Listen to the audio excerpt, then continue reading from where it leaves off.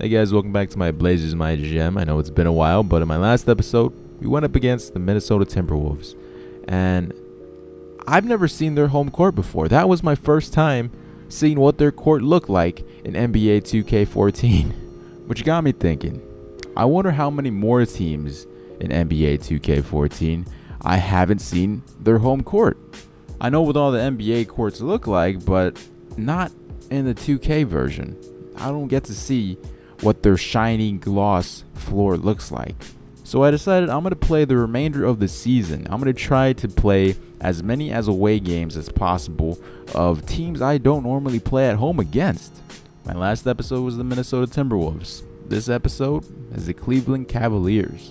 Now, this is why I never play as the Cleveland Cavaliers. They have an overrated point guard that everybody seems to love. And don't get me wrong, Kyrie Irving is a great point guard in the NBA. But he's not on the level of John Wall, Damian Lillard. And for some odd reason, people just seem to be talking about Kyrie Irving more than them. He's not even in the playoffs. I guess this will be an interesting debate. I believe I went over this before in a previous Blazers MyGM that Kyrie Irving, not my guy, not my dude, not my point guard that I would want to set my future around if I was to do any other MyGM series. And a lot of other YouTube commentators would probably gladly select Kyrie Irving over John Wall, Damian Lillard, Steph Curry, maybe even Chris Paul. I don't know. Some people are just ignorant like that, but I'm not one of those ignorant people. Kyrie's far a better player in NBA 2K because they seem to overrate him just like everybody else seems to overrate him. So I guess I just answered my own question. That's why people select Kyrie Irving over these other young guys that are better than him. Because just because NBA 2K rates them higher means they're obviously better. But let me know in the comments, out of these 3 point guards, or you can name drop any other young point guard out there in the NBA right now, which is the better point guard? Kyrie Irving, Damian Lillard, John Wall. At this point in time, I would have to say Damian Lillard is killing all competition. And that's not just being biased because this is a Blazers MyGM series. He honestly is the best young point guard in the league. Stayed 4 years in college, and it shows in his game, his maturity level in the NBA. One problem I do have with Damian Lillard. Yes, he's a cold-blooded killer at the end of fourth quarters. Yes, he makes clutch shots. One of the most clutch players in the league. But what separates him and Kyrie Irving, I guess this will be a Kyrie Irving and Damian Lillard debate. John Wall could just sit back and relax because he's kind of in between. What Kyrie Irving has over Damian Lillard is that Kyrie Irving can take over anytime he wants to, and that's mainly because of the team surrounded him. Damian Lillard has a better team surrounding him, while Kyrie Irving has to do basically everything by himself. The Cleveland Cavaliers still have Anderson Varejao. Are you kidding me? You're not going to win a championship with that, Kyrie.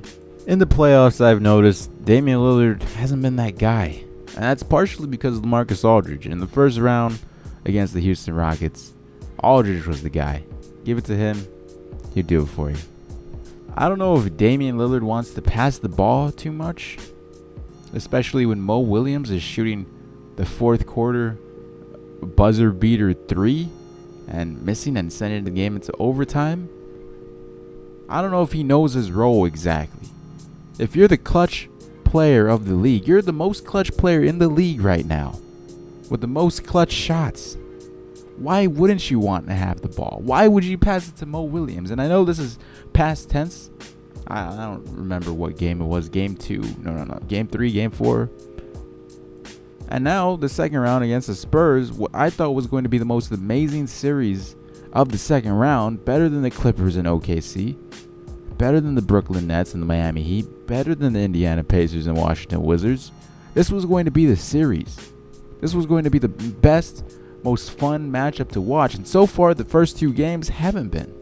I guess you got to give credit to San Antonio. These are my 2 favorite teams. And I wanted it to be an exciting matchup, but it hasn't been so far.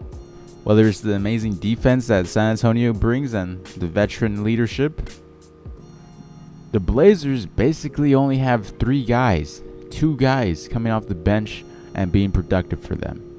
Mo Williams and Thomas Robinson. They haven't gave a single minute to CJ McCollum. They have guys like Joel Freeland coming off the bench for more minutes than Thomas Robinson is. That's when there's a problem. A team of 6, sometimes 7 players doesn't beat a team of 10 to 12 players. That's not how it works.